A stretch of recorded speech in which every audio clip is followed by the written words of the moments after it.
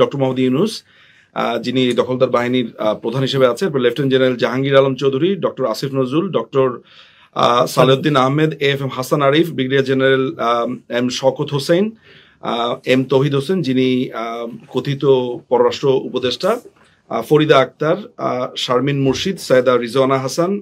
Nurjahan Begum, Adilur Rahman Khan, Bidhan Ranjan Roy Poddar, Faruki Azam, AFM Khalid Hossain, Supradip Chakma, Nurul Haque Nur, Mahfuz Alam, Hizbut Tahrir leader এবং তিনি special assistant to the chief adviser, Nahid Islam, কথিত anti উপদেষ্টা এবং ছাত্র বৈষম্য জোটের একজন নেতা ছিল, আসিফ মোহাম্মদ সজীব Bhuiyan, Wahiduddin Mahmud, Ali Imam Majumdar, Mohammad Fazal Kabir Khan, adviser interim government of Bangladesh, Hasnat Abdullah, Sarjis Alam, Sheikh Abdur Rashid, doctor Mohammad Abdul Momen, secretary public security, home ministry, MD Mashiur Rahman, secretary home ministry, MD Jasimuddin, brigadier general Hasan Nasir, lieutenant colonel Hasinur Rahman, captain Shuvo Afridi. আপনারা জানেন যে তিনি কিছুদিন আগে তার পিস্তল এবং বিভিন্নভাবে তিনি ফেসবুকে দিয়ে তিনি বলেছেন যে তিনি একজন স্নাইপার হিসেবে কাজ করেছেন এবং ওপেনলি তিনি সেটা স্বীকার করেছেন। নাসির উদ্দিন পাটোয়ারি, কনভেনার জাতীয় নাগরিক কমিটি, আক্তার হোসেন, সামান্তা শারমিন, MD মাহিন সরকার। আপনারা জানেন যে কিছুদিন আগে মাহিন সরকার বাংলাদেশ আওয়ামী লীগ সহ বিভিন্ন নেতৃবৃন্দর বিরুদ্ধে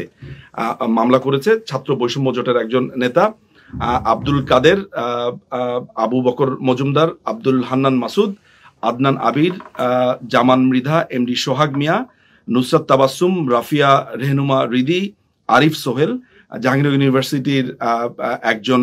ছাত্র নেতা যিনি বৈষম্য বিরোধী জোটের। আপনারা জানেন যে কিছুদিন আগে ছাত্রলীগের একজন নেতাকে পিটিয়ে মারবার জন্য তার ব্যাপারে স্পষ্ট অভিযোগ আছে, সেগুলো ভিডিও ফুটেজ রয়েছে, আমরা সেগুলো জমা দিয়েছি। এভাবে আসলে ৬২ জন আছে। If you want me to read this out, আমি এটা বলতে পারি। ডক্টর মোহাম্মদ ইউনুস সহ ৬২ জনের বিরুদ্ধে যারা মানবতা লঙ্ঘনকারী, মানবতা বিরোধী কাজের সাথে জড়িত বাংলাদেশে, এবং বিশেষ করে আমি একজন ভিকটিম, আমার বাড়িঘর জ্বালিয়ে দেওয়া হয়েছে এবং আমি নির্বাচিত মেয়র, আমাকে সেখান থেকে তারা জোর করে সরিয়ে দিয়েছে এবং আমি সহ বাংলাদেশের হাজার হাজার আমাদের নেতাকর্মীর উপর তারা আক্রমণ করেছে, নির্যাতন করেছে। এজন্য আমরা যেহেতু বাংলাদেশে বর্তমান প্রেক্ষাপটে কোনো বিচার চাওয়ার জায়গা নেই, আমরা ICTতে মামলা করেছি এবং আমি এটাকে আমার মনে হয় আমি প্রথম শুরু করলাম এবং আমরা আশা করছি আমাদের ব্যারিস্টার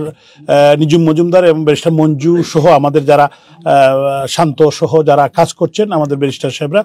তো তারা ওনারা এটার উদ্যোগ নিয়েছেন। প্রায় 15,000 মানে ভিকটিম আছেন যারা আন্তর্জাতিক মানবাধিকার ট্রাইব্যুনালে তারা মামলা করবেন।